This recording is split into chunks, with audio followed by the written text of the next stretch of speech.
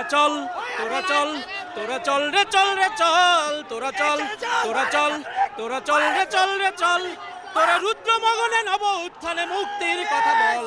বাংলার মাটিতে কোনো সন্ত্রাস থাকবে না, সন্ত্রাস মুক্ত বাংলাদেশ।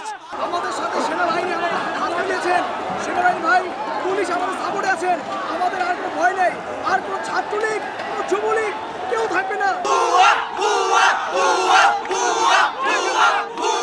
বিশাল জনস্রোতে পরিণত হয়েছে রাজধানীর কারণ বাজার এলাকা।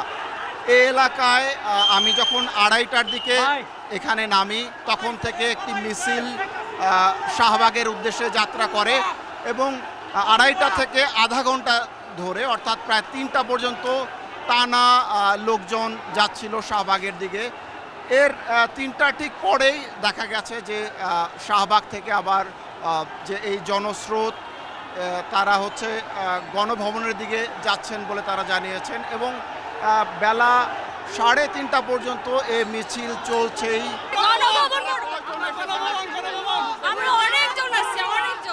এতদিন যে আমরা পরাধীন ছিলাম, তো আজকে আমাদের যে মনের ইচ্ছা পূরণ হয়েছে, স্বাধীন হয়েছে, এই জন্য আমরা বিজয় মিছিল করতে বের হয়েছি।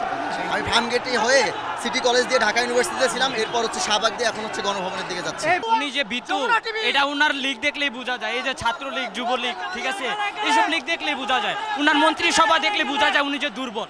বিভিন্ন এলাকা থেকে এসেছেন, গাজীপুর থেকে এসেছেন, সাভারের দিক থেকে অনেকে এসেছেন এবং রাজধানীর বিভিন্ন এলাকা, ধানমন্ডি সহ বিভিন্ন এলাকা থেকে তারা এসেছেন। তারা যে এক দফা দাবি ছিল, সেই এক দফা দাবিতে তারা লং মার্চ করছেন। আজকে লং মার্চের ঘোষণা দিয়েছিল বৈষম্য বিরোধী ছাত্র আন্দোলন। তারই অংশ হিসেবে এই কারফিউয়ের মধ্যেও তারা এখানে রাস্তায় সমবেত হয়েছেন।